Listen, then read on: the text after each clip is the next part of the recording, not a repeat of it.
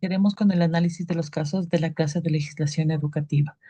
En este caso se analizarán tres situaciones donde se puede ver la vulneración de derechos del estudiante debido a factores como, por ejemplo, en el primer caso, un estudiante con una discapacidad intelectual leve pierde el año en la materia de matemáticas y lengua.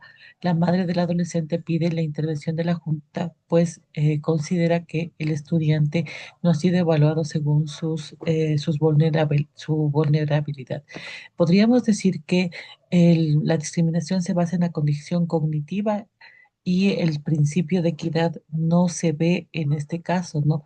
El OEI nos menciona que los estudiantes deben ofrecerse, se les debe ofrecer apoyos y ajustes razonables para que la igualdad de oportunidades y sobre todo para la manera como se aprende sea valorada en todo sentido.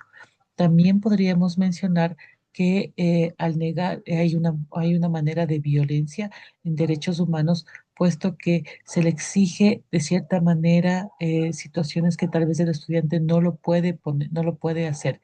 Sí, hay una educación, se tiene que recordar que hay una educación inclusiva donde las necesidades específicas son importantes y se tienen que valorar y sobre todo darle al estudiante este acompañamiento que él debe tener.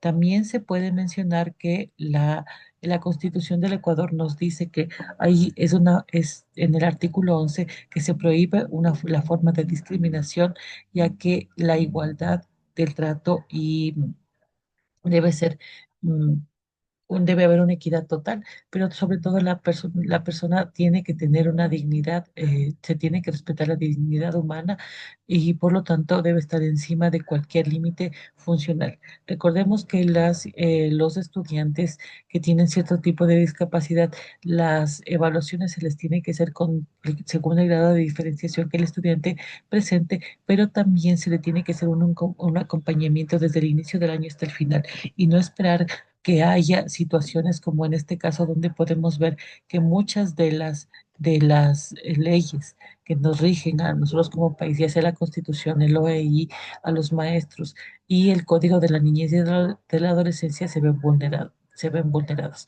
También recordemos que la discapacidad debe recibir según las necesidades que se obtienen.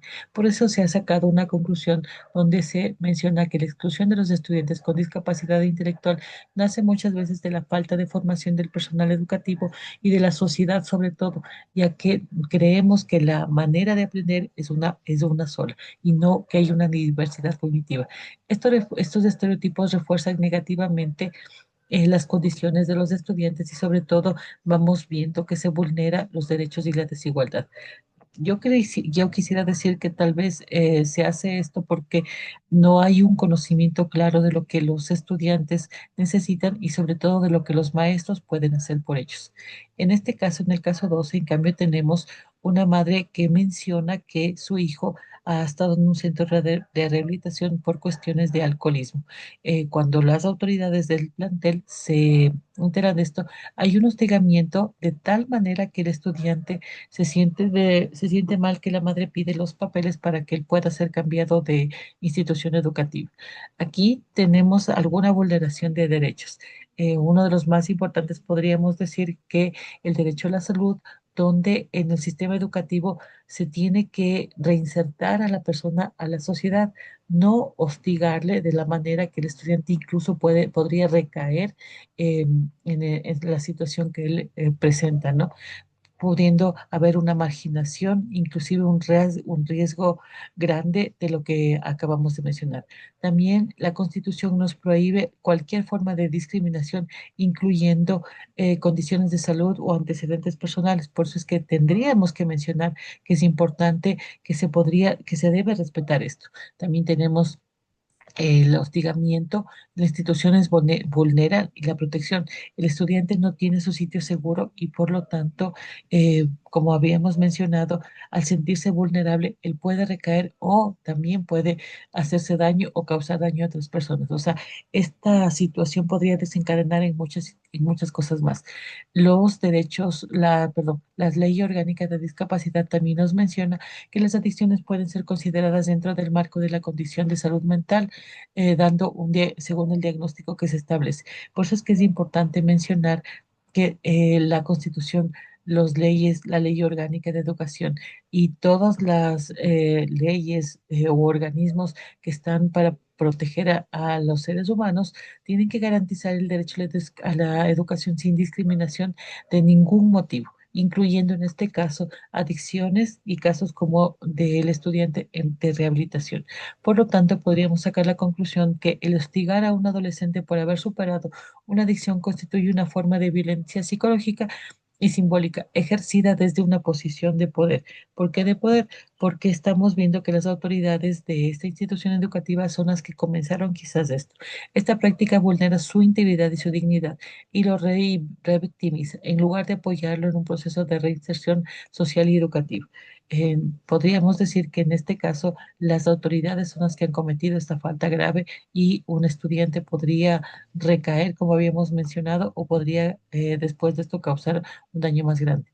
El tercer caso, en cambio, nos menciona, por otro lado, perdón, nos menciona cómo un estudiante transexual con una identidad de género femenina no es aceptado en un colegio nocturno que tiene cierta cuestión de militar.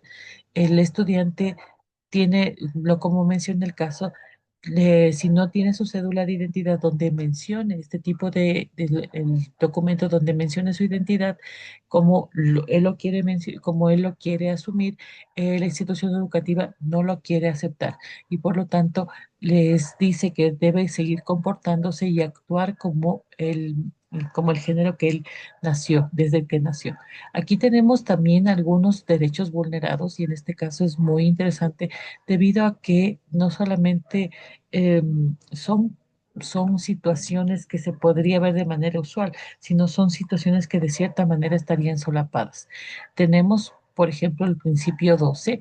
De aquí hay muchas situaciones que se ven, como por ejemplo es el obligar a una persona a adoptar una identidad que no le pertenece para acceder a una educación de forma adecuada, ¿no? En este caso estaríamos violentándolo psicológicamente y aparte de eso, la dignidad y la integridad de la persona se vería afectada.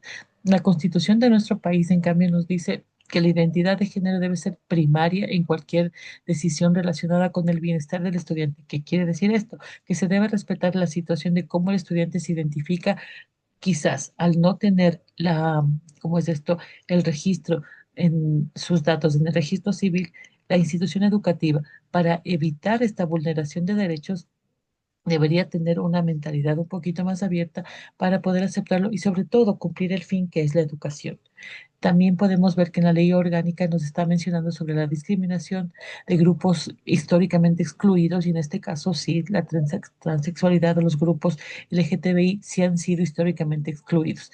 También tenemos que la ley orgánica de discapacidades nos menciona que este tipo de grupos debe ser prioritario para evitar también las transfobias o situaciones donde al estudiante se le quiera excluir por la condición sexual que él tiene, no la condición, por el género que él dice que tiene, ¿sí? En este caso, nosotros se podría decir como una conclusión que la mayoría de personas tenemos no el primero, no una intervención de lenguaje adecuado para poder mencionar la identidad de los estudiantes, pero también la sociedad tiende a guardar estereotipos.